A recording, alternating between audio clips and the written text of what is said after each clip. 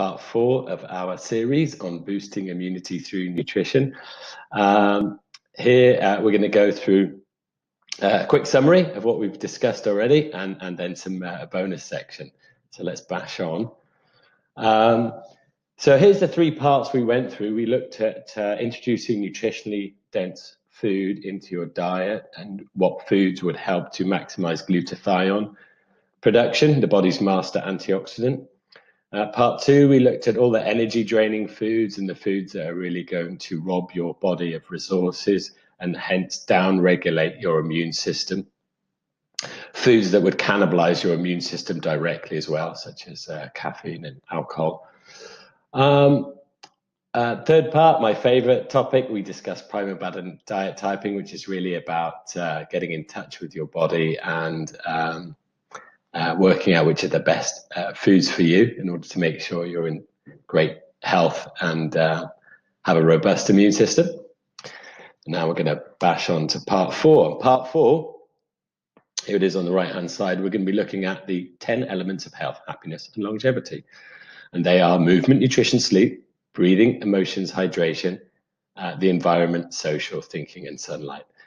If you pay attention to these 10 natural doctors, you'll never have to waste money with real doctors. So let's look into this in more detail. So here I've got them all here in one presentation.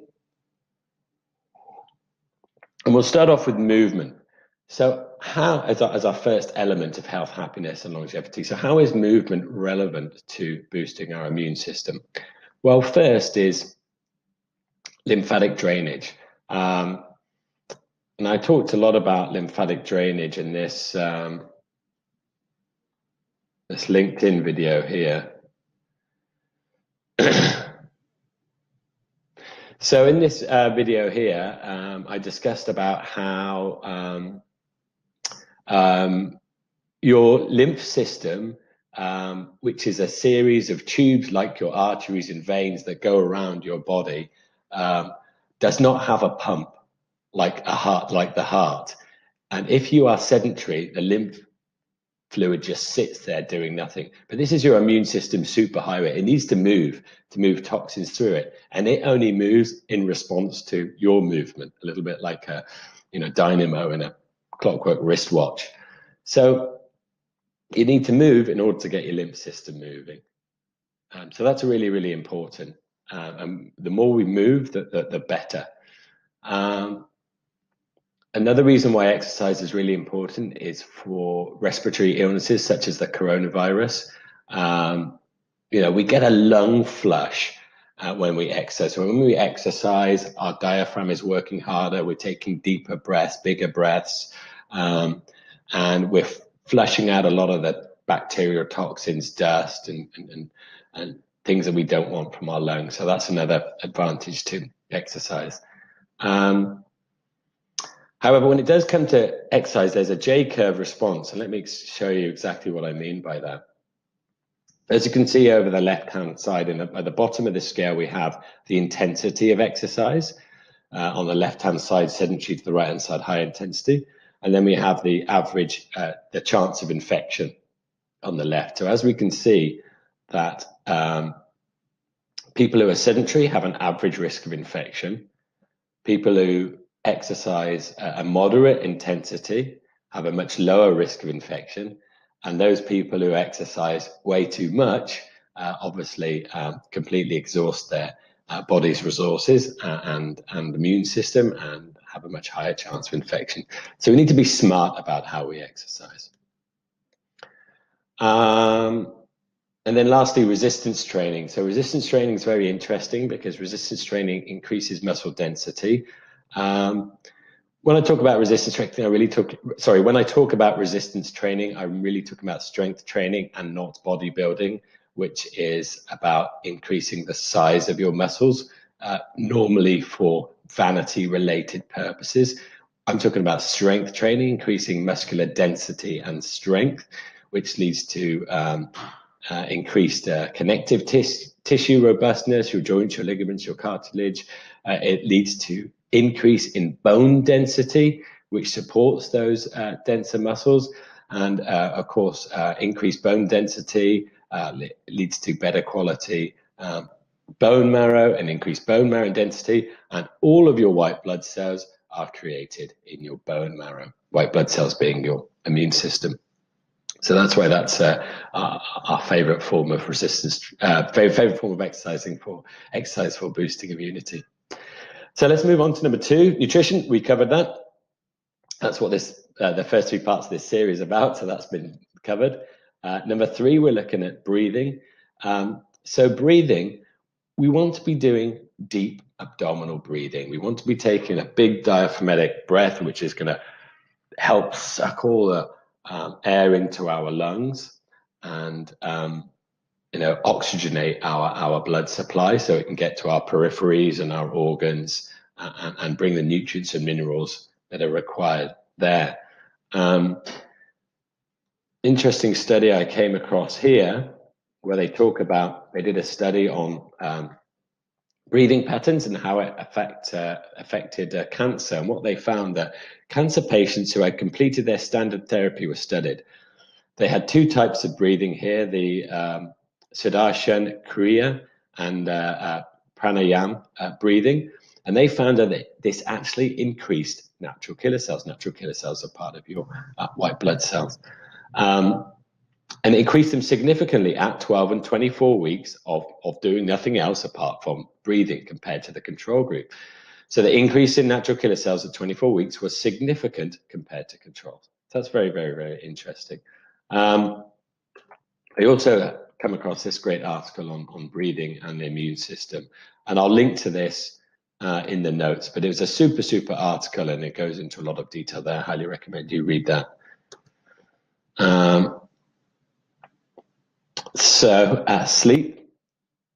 So our white blood cells, like I said, created in our bone marrow that produce natural killer cells, T cells and B cells, which are all part of our immune defense. These are all produced when we're asleep. We break our bodies down during the day, and then when we sleep, we repair them. And we generally physically repair between the hours of 10 p.m. and 2 a.m. in Singapore, and we mentally repair between the hours of 2 a.m. and 6 a.m. So you really want to be asleep between that 8-hour period, which I know is very difficult for you or for many of you. So I strongly recommend having a look at this article, which I wrote about here, how to remedy insomnia and sleep disorders. And it's a monster article with loads and loads of tips in there. Really, really good article to help you get not just increase the amount of time in bed, but actually increase the quality of your sleep. So getting deeper sleep and staying there longer. So it's more restorative. Here's an article. Here's a research they did on sleep and antibody response to Hep B vaccination. So they basically dosed everyone up with hepatitis B, and they saw how quickly the immune system developed antibodies against Hep B. And if I go down to the chart here, it's quite clear to see. So here on the left-hand side, we can see that people who had less than 6 hours of sleep had, just less than sort of 2.5 in terms of the average antibodies created. Those who had greater than 7 hours of sleep a night had sort of looked like about 3.2 or 3.3. So much higher, sort of 20-30% higher number of antibodies created. I would be interested to see actually sort of 8 hours and 9 hours on this graph. That would make it a little bit more interesting. We could see 6, 7, 8, and 9. But there you go. That's what they have. And I think you would definitely see that trend anyway, increasing. So that was a nice report. So that's sleep. So number 5 on our list of elements to pay attention to boost your immune system is emotions. And we're really talking about stress here, which is the antithesis of a strong immune system. If we're very stressed, whether that's acutely stressed, i.e. something that happens suddenly, or chronically stressed, something that is happening over a long period of time, our essentially our body thinks we're running away from a lion. It sends all the blood to our arms and legs so we can run away. And it turns our immune system off, because the immune system is completely irrelevant when you're running away from a tiger. You need a hit of adrenaline and cortisol right now. We don't really need to be worrying about mop up and clean up and things like that. Dealing with stress, absolutely key. Next one on the list, hydration. I'm not going to go into hydration in detail because there's a lot to cover, but there is a great article here where we talked about should Singaporeans use water filters, and we basically talk a lot about water, the structure of water, why we need to drink a lot of water, how it affects us by drinking bad quality water, and how it increases toxicity and toxic load in the body. This is a 3-part series. Highly recommend you read that.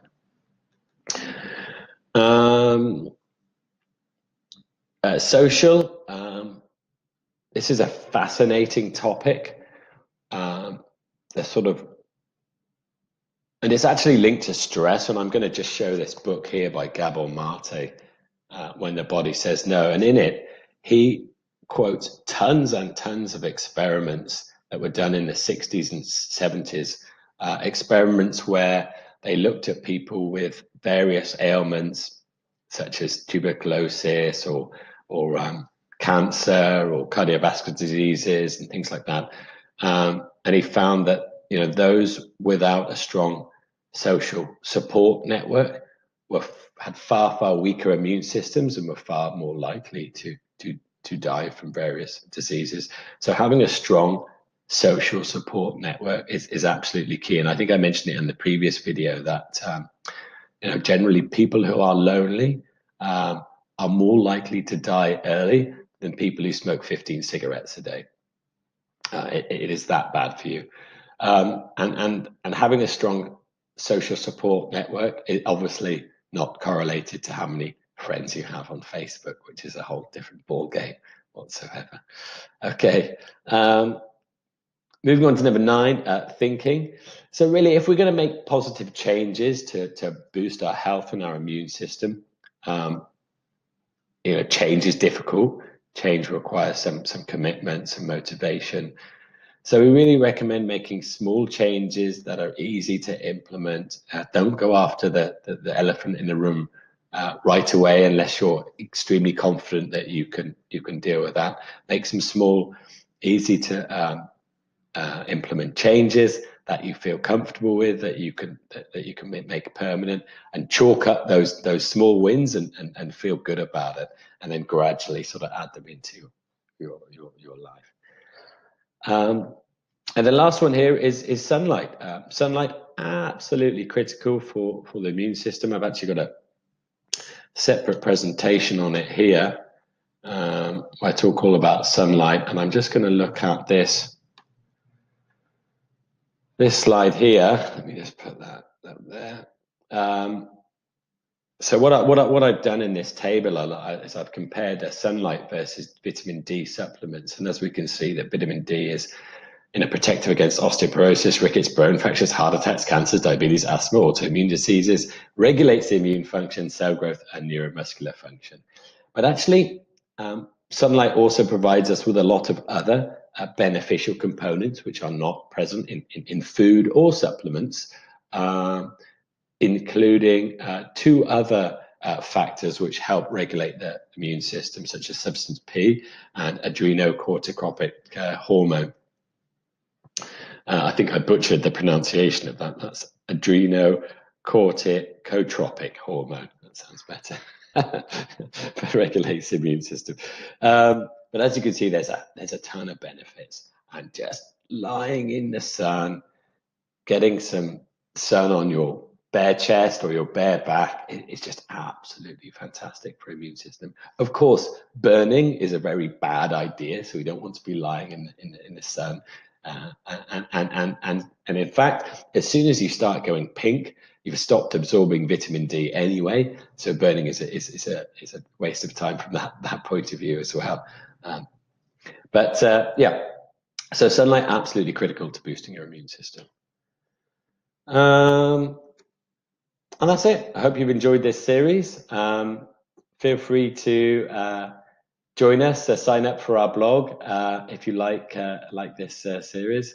You can go to levitize.com and sign up at our contact page. I'll just click on this so you can see. You can just sign up there and we'll give you a free food infographic as well, which is a really useful guide to take with you when you go shopping. And this is just our contact page. Okay, so I hope you've enjoyed the series. Thanks for listening. Cheers.